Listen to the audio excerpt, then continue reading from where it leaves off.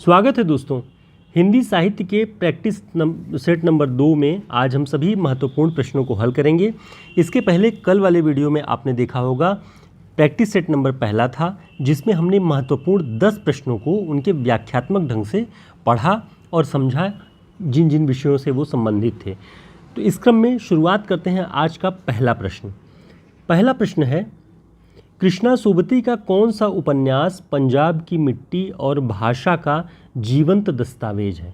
अब देखिए, ये जिस पुस्तक से ये प्रश्न हमने बनाया हुआ है या जिस रचना पर आधारित ये प्रश्न है, वो कोई भी एग्ज़ाम हो, यूजीसी नेट, असिस्टेंट प्रोफेसर या एलटी, टीजीटी, पीजीटी, सभी में समान रूप से उपयोगी है। इसलिए बहुत सतर्कता के साथ इन प्रश्नों को तैयार कर लीजिए। कृष्णा सोबती का कौन सा उपन्यास पंजाब की मिट्टी और भाषा का जीवंत दस्तावेज है। ऑप्शन दिलोदानिश, डार से बिछड़ी हुई, जिंदगी नामा, सूरजमुखी अंधेरे के। तो इसका सही उत्तर क्या है? इसका सही उत्तर है जिंदगी नामा।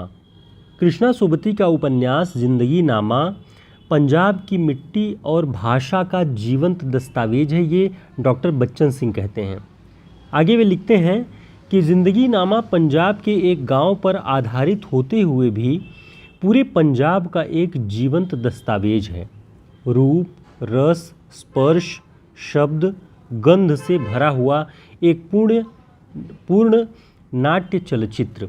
तो देखिए, रूप, रस, स्पर्श, शब्द, गंध, यानी आप देखेंगे लोक कलाएं, लोकगीत, लोक वाद्य यंत्र, त्यौहार, बहुत सारी चीज़ें ऐसी हैं कि जो कि पंजाब की विशिष्टता को इस उपन्यास में दिखाएंगी।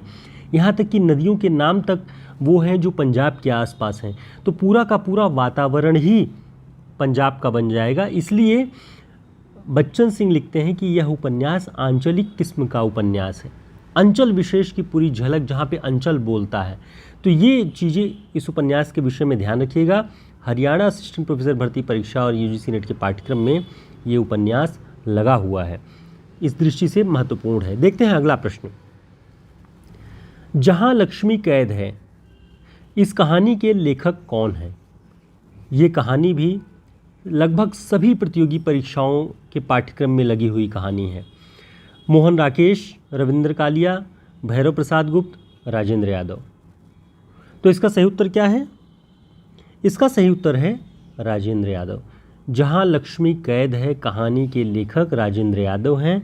बच्चन सिंह ने इस कहानी को वैयक्तिकता और सामाजिकता के द्वंद्व के बीच कन्फ्यूज्ड कहानी कहा है।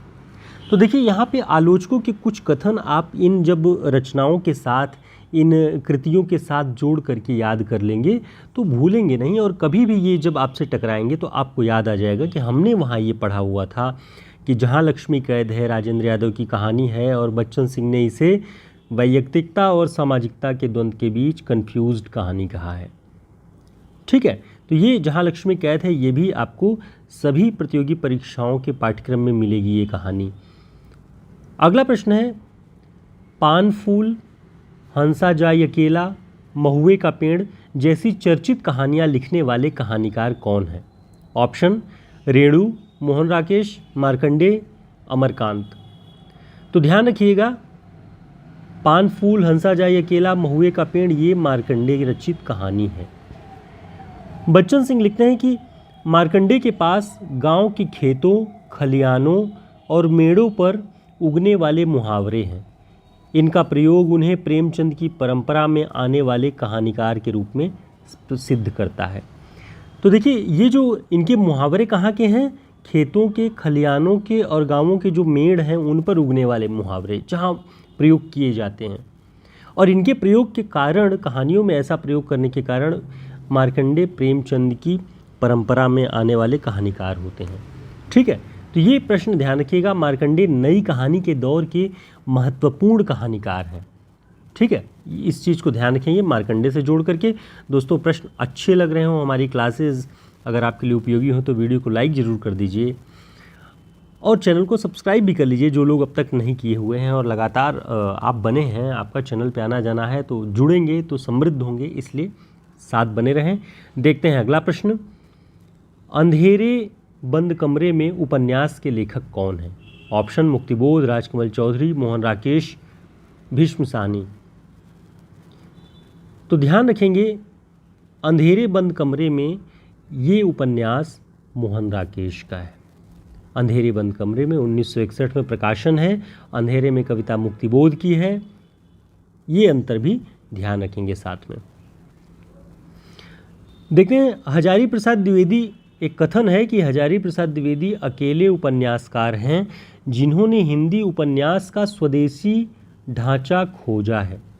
यानी अंग्रेजी की पद्धति पर, अंग्रेजी के ढंग का पहला उपन्यास कौन सा है, कमेंट करके आप बताएंगे। शुक्ल जी की पुस्तक में ये जिक्र आता है कि अंग्रेजी ढंग का पहला उपन्यास फला है, तो वह उपन्यास कौन सा है।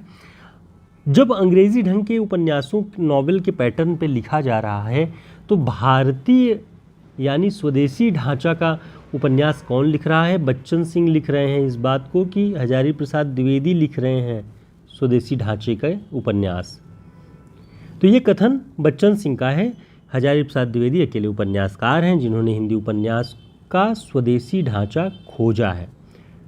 अब ये स्वदेशी ढांचा किन चीज़ों से बनता है, तो उन्होंने लिखा कि संस्कृत साहित्य की कथा आख्यायिका परंपरा, धार्मिक विश्वास, पुराण, निजंधरी कथाएं आदि का समावेश रहता है। ये बात जब आप बाणभट्ट की आत्मकथा पढ़ेंगे वहाँ पर भी दिखाई पड़ेगा। बाणभट्ट की आत्मकथा में बहुत सारे, अगर आपको आदिकालीन साहित्य की समझ बेहतर ढंग से समझनी हो, आपको जानना हो उसके विषय में, तो आप बाणभट्ट की आत्मकथा पढ़िए। आपको बहुत सारे आदिकालीन साहित्य की मान्यताएं जो थ्योरी के रूप में भी बहुत जगह आपको दिखाई पड़ेंगी कि महासुखवाद क्या है, किस तरह से सिद्धों और नाथों की परंपराएं चल रही थी, वो सारी चीज़ें आप प्रैक्टिकली उस उपन्यास में देख करके समझ जाएंगे। किसी दिन इस उपन्यास पर भी डिटेल में बात करेंगे। और दोस्तों, यूपी, एलटी, टीजीटी, पीजीटी की परीक्षा की दृष्टि से हमारा हिंदी साहित्य का शॉर्ट नोट्स बहुत उपयोगी है। बहुत सेलेक्टेड प्रश्न आपको इसमें मिलेंगे। और दूसरा 1000 प्रश्नों की टेस्ट सीरीज़ है। ये दोनों आप हमारे व्हाट्सएप नंबर पर संपर्क करके प्राप्त कर सकते हैं और आगामी यूपी एलटी की परीक्षा के लिए बहुत उपयोगी सिद्ध होगा। हर एक पक्ष से महत्वपूर्ण प्रश्नों को इसमें शामिल किया गया है। बहुत सारे वन लाइनर फैक्ट्स इसमें हैं, तो आप चाहें तो इसे अपने पास रख सकते हैं, आपकी परीक्षाओं के लिए बहुत उपयोगी होगा। देखते हैं अगला प्रश्न।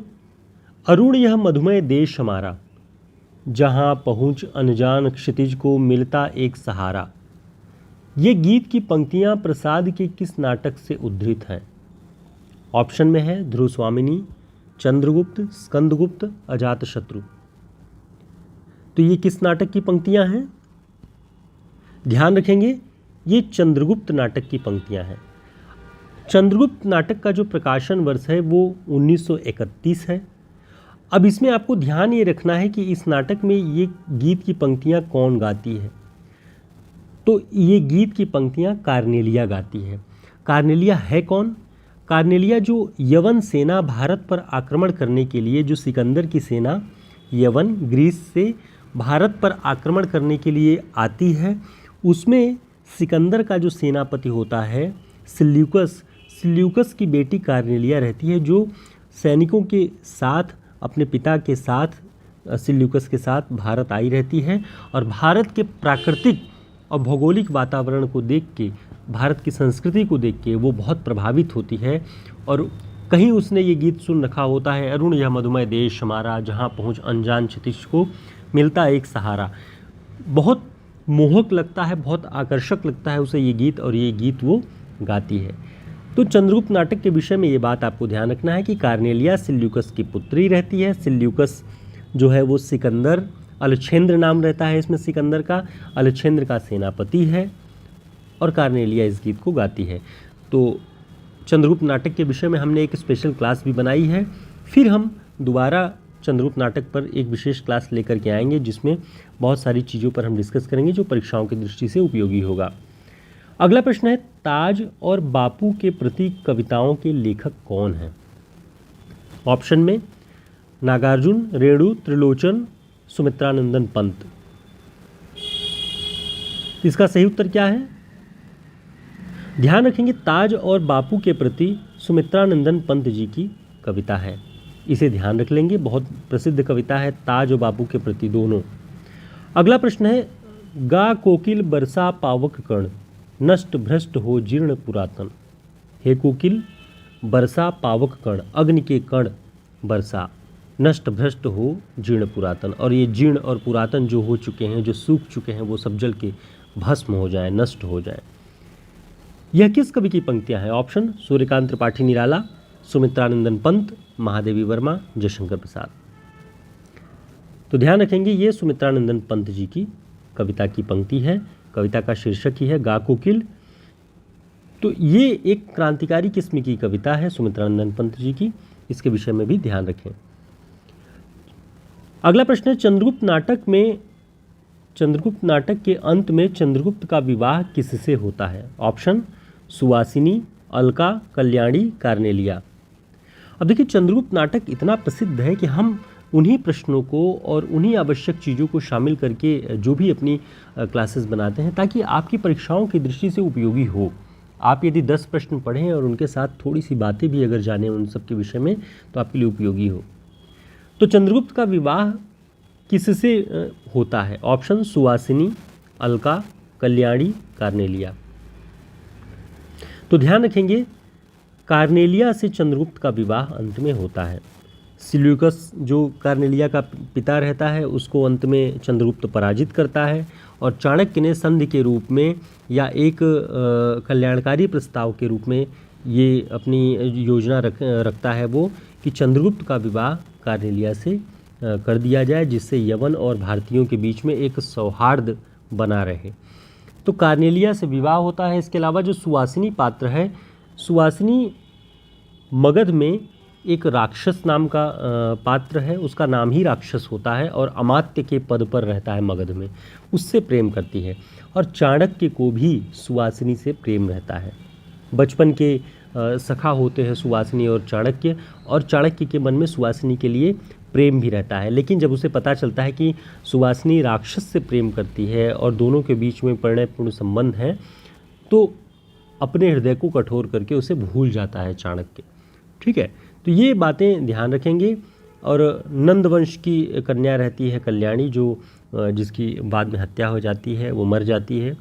तो ऐसे से कुछ बातें हैं जो कि आपको इस नाटक के विषय में जान लेने पर आसानी रहेगी। नाटक से आप संबंध भी थोड़ा सा स्थापित कर पाएंगे और कुछ महत्वपूर्ण तथ्यों को भी जान पाएंगे। देखते हैं अगला प्रश्न, सरोज स्मृति का प्रकाशन वर्ष क्या है? सरोज स्मृति निराला जी की कविता है।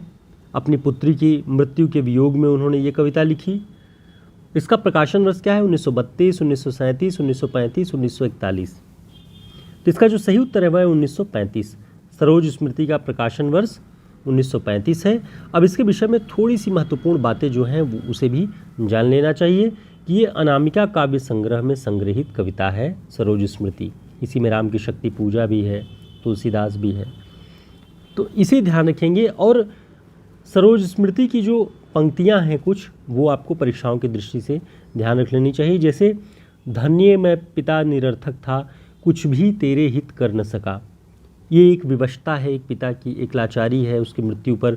वो क्षोभ में, दुख में ये बात कह रहा है कि धन्य हे बेटी, मैं तुम्हारे लिए कुछ भी न कर सका, मैं पिता निरर्थक था, कुछ भी तेरे हित कर न सका। और आगे इसी में लिखते हैं कि दुख ही जीवन की कथा रही, क्या कहूँ आज जो नहीं कही। तो ऐसे ये पंक्तियाँ बहुत महत्वपूर्ण हैं। परीक्षाओं की दृष्टि से पूछा जाता है कि ये किस कविता से है, इसके रचनाकार कौन हैं और इस कविता का प्रकाशन वर्ष क्या है। इस दृष्टि से सारी चीज़ें आप तैयार कर लेंगे। उम्मीद है ये सारे प्रश्न आपके लिए उपयोगी होंगे, आपकी जानकारी में, आपकी तैयारी में कुछ न कुछ योग देंगे।